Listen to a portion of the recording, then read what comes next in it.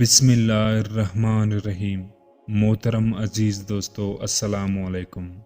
اے اللہ اپنی رحمت نازل فرما محمد صلی اللہ علیہ وآلہ وسلم پر اور ان کی آل پر، جیسا کہ تو نے اپنی رحمت نازل فرمائی ابراہیم علیہ السلام پر اور ان کی آل پر۔ بے شک تو بڑی خوبیوں والا اور بزرگی والا ہے۔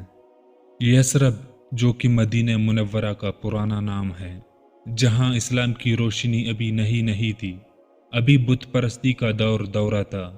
عمر ابن جمو بنو سلمہ کے ایک سردار تھے اور ان کے بت کا نام منات تھا۔ یہ بت نہایت قیمتی لکڑی کا بنا ہوا تھا۔ ماہر کاریگر نے اس کی تراش خراش میں کوئی کمی نہ چھوڑی تھی۔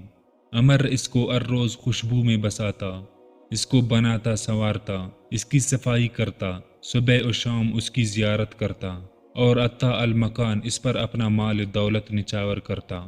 وہ اس کی محبت میں ڈوبا ہوا تھا۔ ایک دن عمر بن جمو منات کے سامنے نہایت عاجزی اور انکساری سے کھڑا ہوا۔ پہلے تو اس کی خوب تعریف کی، اس کی مناقب بیان کی اور پھر کہنے لگا، منات تمہیں تو علم ہی ہے، ہمارے شہر میں جو ایک نئے دین کا سفیر آیا ہے، اس نے اسلام کی تبلیغ شروع کر دی ہے۔ اس کی دلی خواہش ہے کہ وہ ہمیں تم سے ہٹا دے۔ وہ ہمارے دلوں میں سے تمہاری محبت کو ختم کرنا چاہتا ہے۔ میں اس سے دو ہاتھ کرنا چاہتا ہوں اور میری خواہش ہے کہ اس سے صاف صاف بات کروں، مگر میں نے مناسب سمجھا کہ پہلے تم سے مشورہ کروں اور پھر اس سے بات کروں۔ برائے مہربانی تم مجھے مشورہ دو کہ مجھے کیا کرنا چاہیے۔ منات نے اس کی گفتگو کا کوئی جواب نہ دیا۔ عمر نے پھر نہایت عاجزی سے کہنا شروع کیا، لگتا ہے تم مجھ سے ناراض ہو گئے ہو۔ ارے میں نے کوئی غلط بات تو نہیں کہہ دی جو تمہیں بری لگی ہو۔ خیر، اگر ناراض ہو گئے ہو تو کوئی بات نہیں، میں تمہارے پاس چند دنوں کے بعد آؤں گا تاکہ تمہارا غصہ ٹھنڈا ہو جائے۔ ادھر عمر کے بیٹے محاذ بن عمر مسلمان ہو چکے تھے۔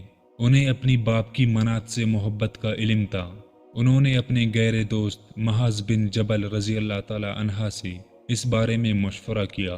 یہ دونوں ہی بنو سلمہ کے نوجوان تھے اور دونوں نے مل کر ایک منصوبہ بنایا۔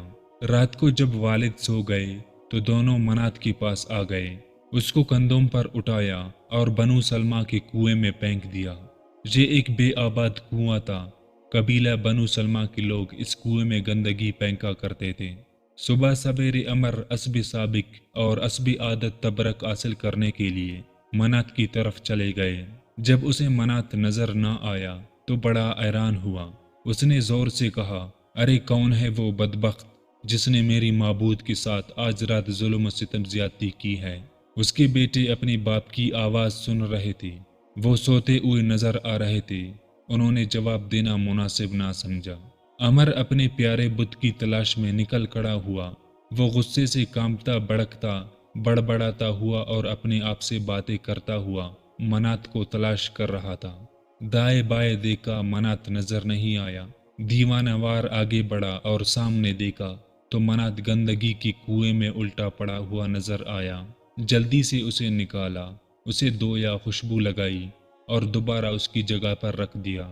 اگلی رات بھی حضرت محاذ بن عمر اور حضرت محاذ بن جبل رضی اللہ تعالی عنہ نے اپنے دیگر نوجوانوں کے ساتھ مل کر منات کے ساتھ کلوالا سلوک کیا۔ صبح سویرے اپنی عادت کے مطابق عمر پھر منات کی پوجا کرنے اور سلام کرنے اس کے کمرے میں گیا، مگر منات وہاں موجود نہ تھا۔ بھاگتا ہوا کنواں کی طرف گیا تو اس نے دیکھا اس کا پیارا منات گندگی کی ڈھیر میں ڈانپا ہوا ہے۔ اسے دیکھ کر اس کو قدرے دکھ بھی ہوا اور کراہت بھی محسوس ہوئی، مگر پھر بھی وہ اس کا معبود تھا۔ اس کے دل میں بڑا احترام اور محبت تھی۔ اس نے گندگی کی ڈھیر سے اسے نکالا، دھویا، خوشبو لگائی اور دوبارہ مقرر مقام پر رکھ دیا۔ اس بار اس نے منات کے گلے میں ایک تلوار لٹکائی اور کہا، اے میرے معبود منات، اگر اب تمہارے پاس کوئی آئے اور تمہارے ساتھ برا سلوک کرنا چاہے تو اس تلوار سے اپنی حفاظت کرنا۔ اگلے دن نوجوانوں نے نیا کام کیا۔ انہوں نے منات کو اٹھایا، ایک مرے ہوئے کتے کے ساتھ اس کو رسی سے باندھا، تلوار کو پرے رکھا اور پھر گندے کنویں میں پھینک دیا۔ اگلے صبح بوڑھا عمر اٹھا، سیدھا منات کے کمرے میں گیا۔ کمرہ اسب سابق خالی تھا۔ اب وہ کنویں کی طرف گیا، اس کا منات کتے کے ساتھ باندھا ہوا تھا اور گندگی سے لت پت تھا، تلوار بھی اس کے ساتھ نہیں تھی۔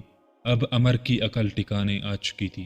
جب اس نے اپنے پیارے منات کو کتے کے ساتھ باندھا ہوا گندگی میں لت پت دیکھا تو پکار اٹھا، اللہ کی قسم اگر تم معبود ہوتے تو تم اور کتا اس گندے کنویں میں کبھی اکٹھے نہ ہوتے۔ اب عمر غفلت کی نیند سے بیدار ہو چکا تھا، ایمان کی دولت سے سینہ منور ہو چکا تھا، حقیقت سامنے آ چکی تھی۔ اس نے اپنے بچوں کو امرا لیا اور اپنے اسلام لانے کا اعلان کر دیا۔ پھر منات کے پاس گیا، اس کو اپنے قدموں سے روندا، اس کے ٹکڑے ٹکڑے کر دی۔ وہ سوچ رہا تھا میں کتنا گمراہ تھا، ایک لکڑی کی پوجا کرتا رہا، میری زندگی کتنی اندھیرے میں تھی۔ اب وہ صراط مستقیم کا راہی تھا، اسلام کا مددگار اور معاون۔ اس کے سامنے ماضی کی کوتاہیوں کو دور کرنے کا ایک ہی راستہ تھا کہ اسلام پر ثابت قدمی سے چلے۔ عمر نے اپنی اولاد، اپنا مال اور اپنی جان اسلام کے لیے وقف کر دی۔ اور محترم عزیز دوستوں، ان لفظوں کے ساتھ تب تک کے لیے اللہ حافظ۔ دعا ہے کہ اللہ تعالیٰ آپ سب کو خوب کامیابی اور ترقی عطا فرمائے، آمین۔